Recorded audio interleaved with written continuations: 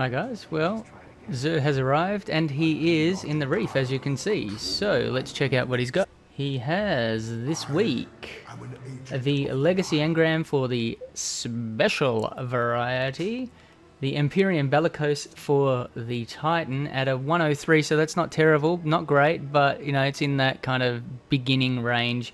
It's not really tier 12, but it might just scrape you over the line with a 43 and a 60, or a 62 and a 41. So what we've got here is anti-grav thrusters, which when you aim, it allows you to hold you up in the air for a short time. So with the last 3 weeks of airborne modifiers, that was a great helmet for you if you were a Titan. Obviously, we don't have that modifier this week, but if you don't have the Empyrean Bellicose, it's a handy one to have. Infuse it up to 400 and away you go. This isn't the best roll, but it's not the worst either. Intellect and Discipline, not a bad roll. With, as I said, 103. And then we've got Ashes to Assets, so you get bonus super energy on grenades. Second Thoughts, where you get additional super energy for special weapon kills. And Better Already, where your shields start to recover when you pick up an orb off of the ground. So it's a handy helmet to have, and it's not a bad perk roll either. For the Hunters, we've got Young Ahamkara's Spine. This is handy for those gunslingers that like to throw trip mines. You get an additional trip mine and it lasts longer. We've got a 91 roll here, so 91 out of 99. Again, it's in that range where, you know, it's not great, but it's okay. It might just scrape you into that 12 tier territory, but I would say it probably won't, given you usually want something in the 40s on one of those two, each of them. So we have pulse rifle loader and machine gun loader, so you can reload quicker with either of those. Fastball throws grenades further, and momentum transfer, where you get bonus melee energy on grenade hits, and again it's an intellect discipline roll.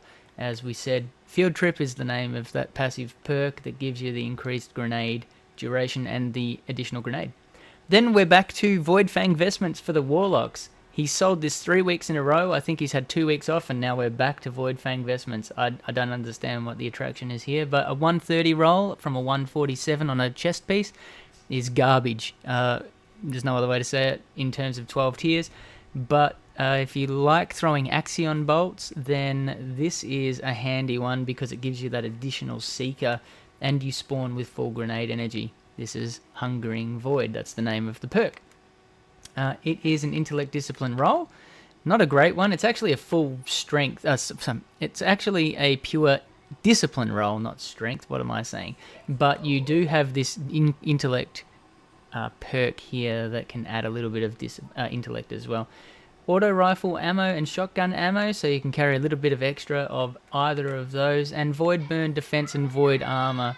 Clearly, those are there because it's Void Fang Vestments. It's a Void Walker class item. Not a class item, but, you know, it's an item for that subclass. Bad Juju is the weapon for this week, and it's a handy item to have. If you don't have Bad Juju, it fires in full auto. It is a pulse rifle. We'll skip those, but hip fire has additional bonus accuracy from the hip. Not really something I recommend, but you can do it.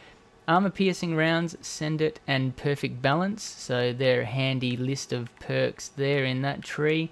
And then String of Curses is the perk here. It's the exotic perk for Bad Juju, where after each kill, your weapon instantly reloads and increases damage for a short period of time. It's not very long, it's like 3 seconds, but if you keep doing that, you'll have essentially unlimited ammo. And what's more is, every time you get a kill, it boosts your supercharge. And, of course, it's got those 2 ornaments. So, Bad Juju is a handy weapon to have, especially if you want to have your super more regularly, more frequently, more often.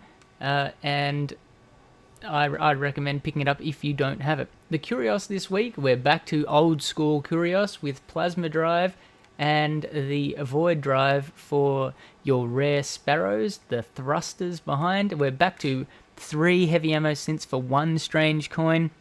If you recall, the last few weeks he's been selling 10 for 3 strange coins. Now he's back to selling the original 3 for 1. It's the best way to rank up if you're not yet 390. Farm strange coins. Go see this guy. Pick up as many as you can. 34 if you don't have the class item, the exotic class item for your faction. 34 strange coins will buy you enough heavy ammo synths to rank up once. If you do, you just need 31 strange coins. Then we've got 3 of coins here, which is a great way to farm exotic engrams, which is also a great way for you to get up to 400 light.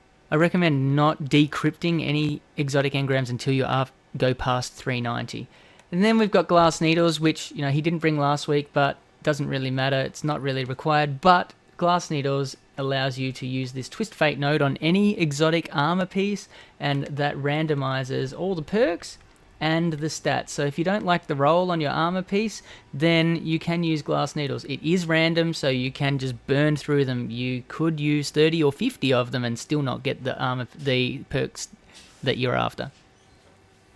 And then we've got Motes of Light, where he has 2 strange coins for 1 mode of light. I think that's quite expensive. Or 7 strange coins for an exotic shard. Again, quite expensive. You can farm strange exotic shards off of the wall using the kiosk method. If you want to know about that, I've got other videos on that.